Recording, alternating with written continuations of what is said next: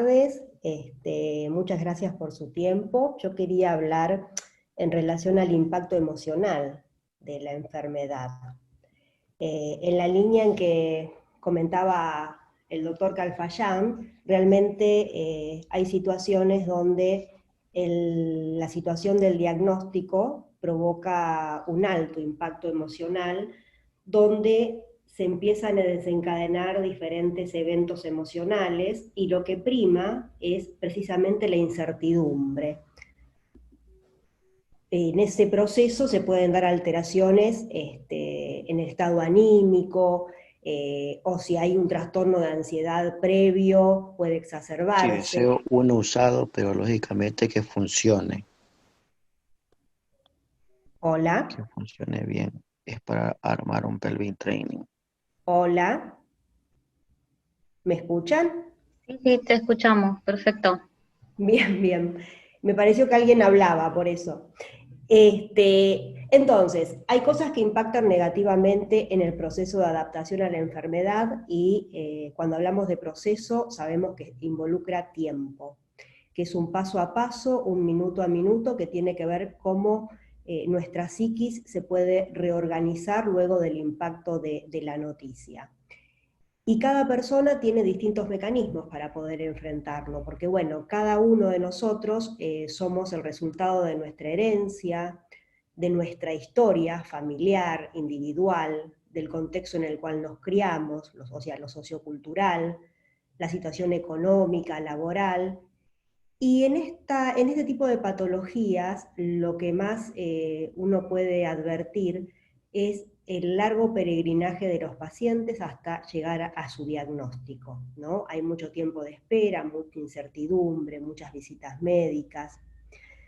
Y a veces el diagnóstico puede desencadenar depresión en gente que ya tenía una predisposición para esto, ansiedad, un deterioro de la autoestima, dificultades para conciliar el sueño, para mantenerlo, dificultades para concentrarse.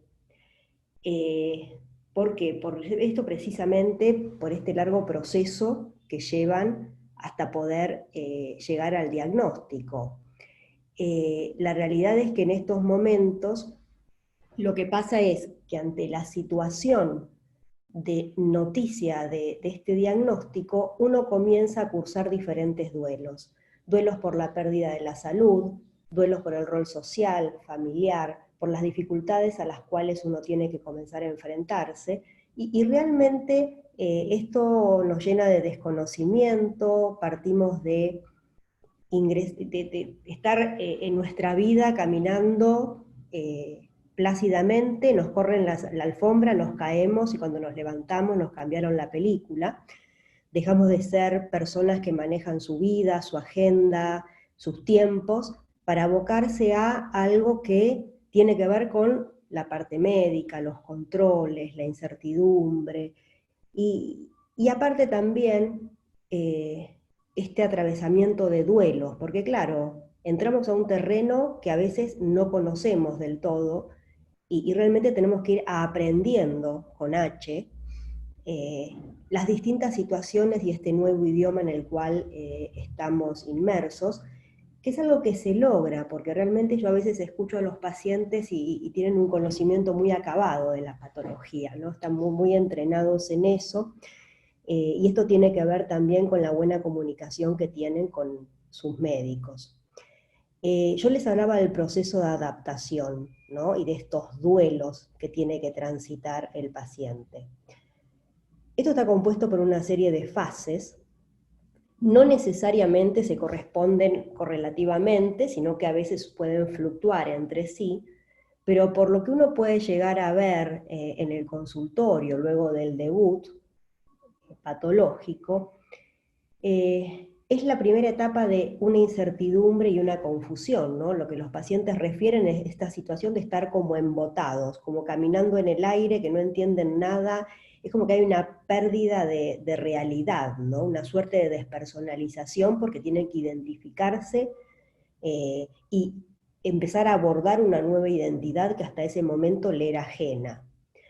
Entonces, bueno, ¿qué pasa? Aparecen los primeros síntomas que hace que estén muy ansiosos, como dije anteriormente, que no tengan un buen descanso, que estén más irritables. Y por otro lado, también se junta este tema de la situación de no poder encontrar un motivo a sus síntomas, y ahí deriva la policonsulta. Por eso me parece la importancia de estas unidades especializadas donde se puede dar respuesta a los pacientes con estas patologías que no en todos lados se conocen, ¿no? Por otro lado, este tema de comenzar a buscar información a través de Internet o a través de distintos recursos que a veces no son muy fiables y que hace que aumente el estado de angustia. Entonces, en esta etapa es el primer contacto con los profesionales para poder ver qué es lo que le está pasando. En la segunda fase hay un desconcierto, que es el momento en donde específicamente se comprueba la patología, donde empezamos con este temor, esta angustia y esta nueva suerte de despersonalización. Y lo que es sumamente favorable en estos momentos es poder compartir la noticia con el paciente dentro de un ámbito adecuado, donde es importantísimo, importantísimo aquí para todo profesional la empatía, ¿no? Donde uno como paciente pueda sentirse reconfortado, hay palabras difíciles que uno no sabe, las desconoce y quiere saber qué son, que se las puedan explicar. Y por otro lado, este tema de saber que, bueno, los avances médicos y tecnológicos hicieron que hoy haya un montón de cosas para hacer y que, bueno, siempre hay que pensar en lo positivo y en la esperanza. Cuando uno no tiene toda la información, cuando retasean información por parte de los sistemas médicos o demás, es como que, bueno, esas cosas dificultan el proceso de adaptación, porque yo para poder adaptarme a esta patología necesito conocer. Obviamente no voy a tener el conocimiento acabado de un médico, pero sí conocer de qué se trata, por qué viene, qué es lo que se puede hacer, qué alternativas tengo. Y eso realmente disminuye muchísimo la angustia y por otro lado favorece al tratamiento. Los síntomas se abordan en la medida en que se van presentando y cada persona es un ser individual, con lo cual los síntomas se van presentando de acuerdo a cada persona. Y esto es un poco lo que dije anteriormente, ¿no? Este tema de la importancia de la información sobre los tratamientos, sobre las medidas terapéuticas, la buena comunicación y la relación de confianza con los profesionales intervinientes. Luego hay una tercera fase de oposición e aislamiento, donde a veces, si bien la negación es un mecanismo de defensa predominante en el ser humano y que nos permite a veces hacer muchas cosas y es perfectamente funcional, cuando hay un exceso de negación puede impactar negativamente. ¿Por qué? Porque falla la adherencia al tratamiento. Entonces yo me siento mal y no voy al médico, el médico me dice que me haga un estudio y no me lo hago, ¿no? Pero es una etapa esta de oposición y de aislamiento, ¿por qué? Porque hay una dificultad para poder aceptar ese diagnóstico. Es como que de repente hay que imaginarse que en nuestra cabeza cayó un rayo que la partió en 40.000 pedazos y debemos armarla nuevamente, ¿no? Es algo muy fuerte, tiene un alto impacto emocional. Y aparte, una enfermedad con estas características no solo tiene un alto componente emocional por nosotros mismos, sino que también por nuestros familiares, ¿sí? Uno necesita tiempo, por eso siempre se resalta el tema del proceso de adaptación. Uno necesita tiempo para poder asimilar esta nueva situación, para ir aprendiendo, para ir aprendiendo a manejarse incluso dentro de la situación hospitalaria. Ahora, como dije anteriormente, cuando la negación es contraproducente, cuando es exacerbada y puede afectar al individuo porque no adhiere al tratamiento, no comunica los síntomas, es como que, bueno, este mecanismo, esta regresión infantil, ¿no? Que se da, donde si yo no hablo de eso no existe, Eso a veces es detectado por los profesionales intervinientes y son derivados a la asistencia psicológica. ¿Por qué? Para poder ayudarlos, porque a veces el paciente no puede realizar este proceso de manera adecuada, con lo cual es necesario la intervención de un profesional para poder ayudarlo, ¿no? en este afrontamiento. Por otro lado, viene la fase también de la ira, donde hay enojo, bronca. No se da en todos los pacientes, pero es normal que en algunos sí se dé. Y esto es lo que decía anteriormente, ¿no? Estos duelos que uno hace, porque hay una modificación del rol en la familia. Hay cambio de hábitos, cambios de estilos de vida. Es como que, bueno, fue un cimbronazo que me reacomodó la vida de una manera que uno no pensaba, ¿no? A pesar de los cambios emocionales, de sentimientos y de todas estas cosas emocionales, uno tiene que tener en cuenta que uno sigue siendo una persona y no una enfermedad. Eso es fundamental. Pero en los primeros tiempos a veces cuesta poder entenderlo y uno se autoetiqueta. Yo creo que estas situaciones realmente desestabilizan y bueno, cada uno se organiza de acuerdo también al entorno familiar, la contención familiar y social que pueda tener. Y la fase de tristeza, ¿no? Donde está procesando, está elaborando en su cabeza esta nueva realidad y está teniendo momentos donde se adapta parcialmente, luego vuelve a una etapa de aislamiento. Pero bueno, la tristeza es algo funcional en estos momentos, porque es lo que le permite hacer la elaboración de la situación. Luego la fase de adaptación, donde uno puede hablar de la enfermedad sin estar triste, sin angustiarse, y hay una manera nueva de ver la vida, la posibilidad de poder pensar y diagramar la vida de acuerdo a esta nueva realidad que me está tocando vivir, ¿no? Y lo importante siempre es el apoyo emocional, familiar, social. Eso es fundamental para poder atravesar estas etapas. Como dije anteriormente, cada uno afronta los problemas de la manera que puede y con los recursos con que cuenta. ¿Qué son el afrontamiento? Son las estrategias que yo tengo, cognitivas y conductuales, para poder afrontar las demandas que vienen, tanto del interior del cuerpo como del exterior, ¿sí?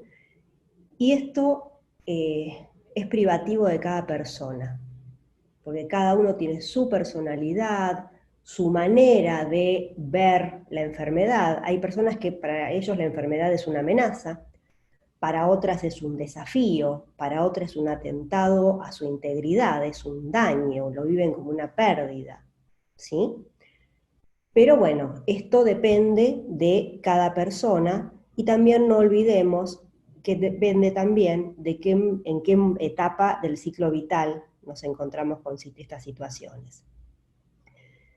Hay dos tipos de afrontamiento. Hay gente que nota que hay algo que no está bien, que lo que tiene que solucionar, lo diagnostican y se pone en manos de los médicos, no desde un modelo paternalista, pero sí desde el tema de tener una buena adherencia al tratamiento, buscar ayuda psicológica, buscar contención y demás, favorecer la comunicación médico-paciente. Estas personas son personas que están centradas en la resolución del problema. Saben que no cuentan ellos solos con los recursos, con lo cual piden ayuda y lo hacen y adhieren al tratamiento. Es muy raro que gente de estas características pueda llegar al consultorio, porque generalmente realmente tienen una buena adherencia y no tienen fluctuaciones anímicas graves. Luego está aquellos que están inmovilizados por la angustia que le genera esto. Entonces, ¿qué hacen? Lo evitan, minimizan las cosas. Ese es el paciente que llega al consultorio, porque tiene una dificultad tan grande para poder afrontar esto, que no lo puede elaborar. Entonces hay una parte del proceso de adaptación que no se está pudiendo cumplir y es necesario la ayuda psicológica. Uno, en la evaluación psicológica, da cuenta del estado emocional del paciente y, si es necesario, obviamente, pide intervención de un psiquiatra. Luego también lo que se da son los temores comunes asociados a las intervenciones quirúrgicas, ¿no? Hay dos que predominan y es el miedo a la anestesia y el otro asociado a la intervención quirúrgica. Este tema de lo que a todos nos afecta, que es el tema del miedo al dolor, no queremos que nos duela. Está el tema de la muerte, ¿no? Y si no me despierto, ¿y qué pasa? Todo este fantasma de la anestesia, que se da en todo tipo de cirugía, desde la más sencilla hasta la más grave. La invalidez, a ver si todavía me hacen algo o este tema de perder el control, ¿no? A ver si todavía estoy anestesiado y digo algo que no corresponde. El tema de la indefensión, de estar ahí sin poder defenderse, no vaya a saber este temor primario que tiene que ver, obviamente, con la historia individual de cada persona. Cada uno tiene esta faceta, la identifica de acuerdo a su historia familiar e infantil. Luego el asociado a la intervención quirúrgica, ¿no? Este fantasma de que la anestesia no pueda tomar y puedan sentir todo el tiempo la cirugía, los cortes y demás. El tema de que alguien cometa un error y lo operen de lo que no tenía que operarlo. Las secuelas que puede quedar. Y que descubran otra patología. Sí, me operan por tal y tal cuestión, pero quizá puedan encontrar otra cosa. Esos son los temores más predominantes que uno puede llegar a ver, pero realmente uno puede asimilar el proceso de adaptación a un proceso de duelo. Uno tiene que empezar a reacomodar su vida de acuerdo a estas nuevas situaciones. Hay dos frases que les quiero leer que me parecen interesantes. De acuerdo a cómo se movilicen las emociones, se incrementará o disminuirá el sufrimiento asociado al impacto emocional y se dificultará o facilitará el proceso de adaptación del paciente y su familia a la nueva situación que se presenta. El apoyo emocional, la información y la orientación que pueden recibir de los profesionales y de otros pacientes son fundamentales para que puedan recuperar la estabilidad y seguridad necesaria para afrontar este proceso de cambio. Es fundamental el poder movilizar las emociones y poder expresarse. Muchas gracias.